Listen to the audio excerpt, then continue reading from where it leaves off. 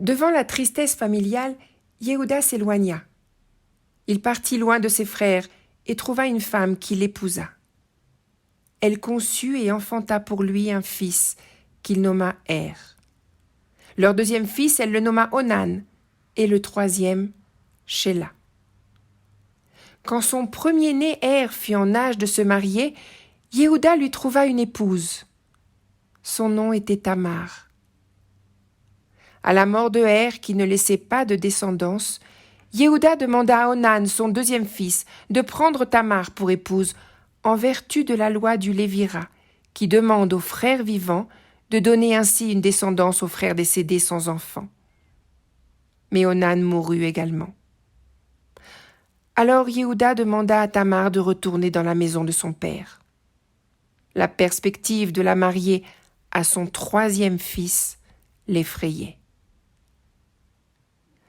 Tamar réalisa qu'elle ne serait pas donnée comme épouse à Shéla, car celui-ci était déjà grand et Yehuda ne se manifestait pas. Après la mort de sa belle-mère, elle partit donc à la rencontre de Yehuda, qui, sans la reconnaître, la prit comme concubine, puis s'éloigna, non sans lui avoir laissé, à la demande de Tamar, quelques-uns de ses objets personnels comme preuve de son lien avec elle. Son anneau, son manteau et son bâton. Plus tard, il ne put retrouver cette femme qu'il avait cherchée afin de retirer ses gages. Mais après quelque temps, Yehuda apprenait que Tamar, la veuve de ses fils, était enceinte. Ne pouvant évidemment pas l'associer à la femme avec qui il s'était lié auparavant, il ne comprenait pas comment Tamar avait pu ne pas respecter la loi du Lévira. Et il la condamna. Or, Tamar, qui avait gardé les gages de Yehuda, se dévoila et reconnut être enceinte de l'homme à qui ces mêmes gages appartenaient. Yehuda reconnut alors ses objets. Mais il reconnut aussi la grandeur de Tamar qui avait réussi à réclamer et obtenir ce qui lui était dû avec pudeur et fermeté. Tamar enfanta des jumeaux, Péretz et Zérach, de la maison de Yehuda. Yosef, quant à lui, se trouvait en Égypte. Il appartenait à la maison de Poutifar, qu'il avait achetée aux Ishmaélites. Poutifar l'appréciait beaucoup. Il reconnaissait en lui des capacités inhabituelles. Il comprenait que Dieu était avec lui et qu'il faisait prospérer tout ce qu'il entreprenait. Il l'éleva donc au-dessus de tous les autres serviteurs et le mit à la tête de sa maison, en lui déléguant la gestion de ses biens. La maison de l'Égyptien prospéra si bien par la bénédiction divine qui venait grâce à Yosef que Poutifar finit par lui confier tous ses intérêts et ne plus s'occuper de rien. Yosef, qui était très beau, fut remarqué par la femme de Poutifar qui commença à le courtiser. Mais Yosef refusa, malgré son insistance. Finalement, elle profita d'un jour où il se trouvait seul dans la maison pour l'agripper. Yosef réussit à s'enfuir en abandonnant son vêtement dans ses mains. Offensée d'un tel refus, elle se servit de ce vêtement auprès de son mari pour accuser Yosef d'avoir essayé de la violenter. Pris de colère, Poutifar le fit enfermer en prison. Mais Dieu ne l'abandonna pas. Et en très peu de temps, Yosef gagna la confiance du gardien de la prison, qui le chargea du contrôle des autres prisonniers. Un jour, 2 officiers du pharaon furent envoyés en prison pour avoir déplu au roi. Le maître échanson et le maître panetier. Et Yosef fut désigné pour s'occuper d'eux.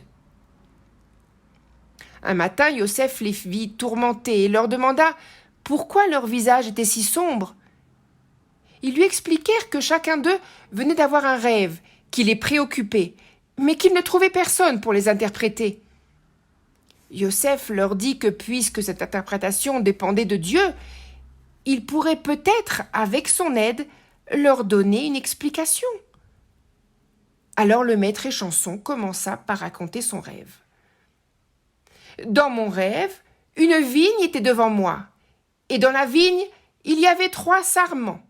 Et comme elle fleurissait, ses bourgeons jaillissaient et ses grappes produisaient du raisin bien mûr. La coupe du pharaon était dans mes mains, et je prenais les raisins et je les pressais dans la coupe du pharaon, puis je mettais la coupe dans ses mains. Alors, Yosef lui donna l'explication suivante. Les 3 sarments représentent 3 jours. Dans 3 jours, Pharaon te rétablira dans ta position et tu placeras la coupe du Pharaon dans sa main, comme tu le faisais quand tu étais échanson. Puis Yosef lui ajouta une demande personnelle. Il lui demanda alors de se souvenir de lui et d'avoir la bonté de parler de lui au roi afin que celui-ci le libère de son emprisonnement injuste. Voyant que Yosef avait bien interprété le rêve de l'échanson, le maître panetier entreprit lui aussi de raconter son rêve. Dans mon songe, j'avais 3 paniers sur ma tête. Le panier supérieur contenait toutes sortes d'aliments cuits au four pour le pharaon, que les oiseaux étaient en train de picorer.